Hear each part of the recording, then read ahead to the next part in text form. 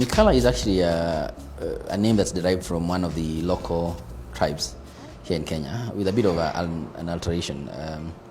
It's derived from the Luya community, and it actually means that you have arrived. They say Mikalla, yeah, something close to that. I may not be able to pronounce it correctly, but so when we were looking for the product, we were saying we want a product that when you use it, you will know that for sure this is what I should use. And everything to do with the design of that product, the formulation, the testing, the efficacy was designed to deliver that feeling that you have arrived. And it's not just the feeling of having arrived.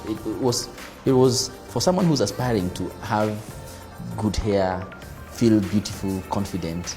We wanted them to know that you can arrive without necessarily having to pay an arm and a leg. So it was also quality that's also affordable. So you have arrived.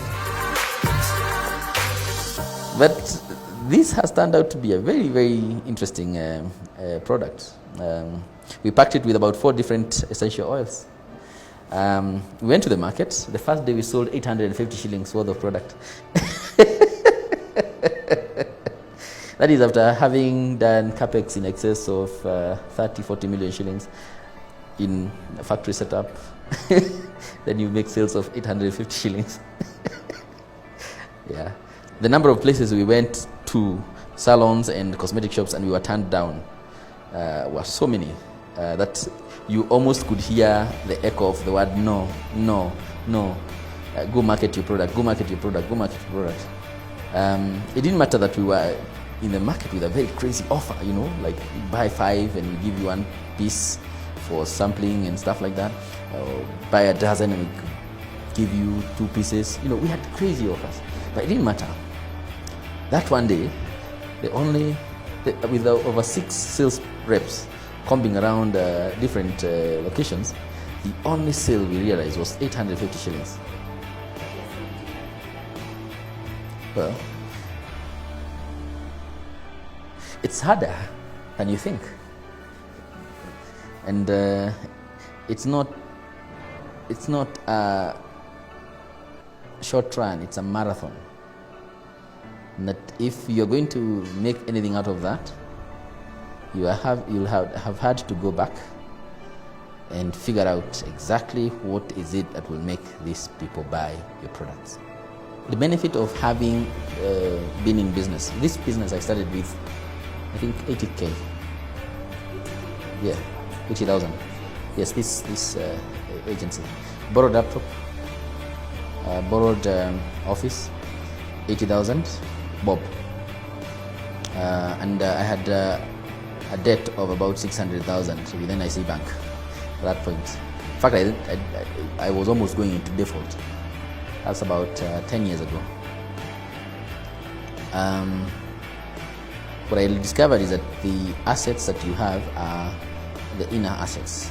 Your tenacity, patience, your hard work, your belief in God, your undying valor. I mean, sometimes you just have to refuse to die because you face a lot of challenges. Along the way, I interacted with the auctioneers many times as I was trying to build a business in the early years.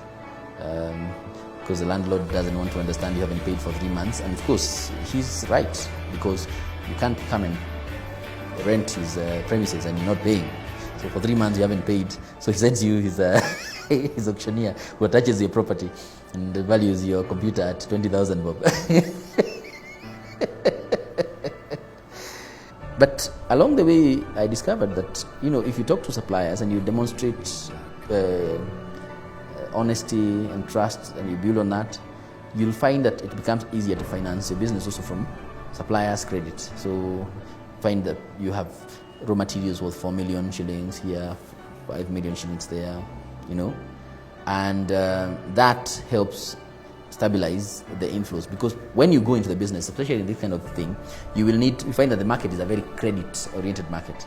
So you need to have the goods in the market on credit. You have not received the money, and then that helps you with penetration. And then you will need to, of course, constantly finance the next batch, even as you collect.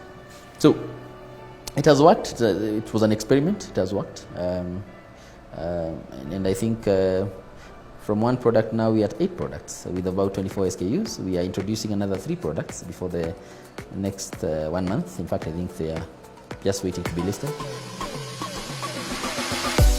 It's important to have a lot of dedication, a lot of hard work going to whatever it is that you choose to do.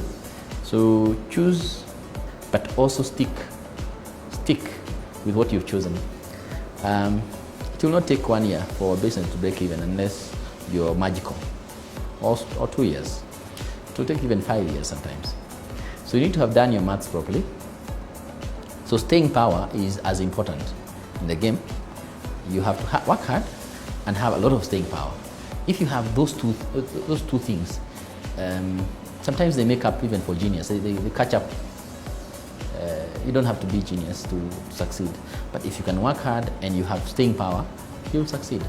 So work hard and be patient.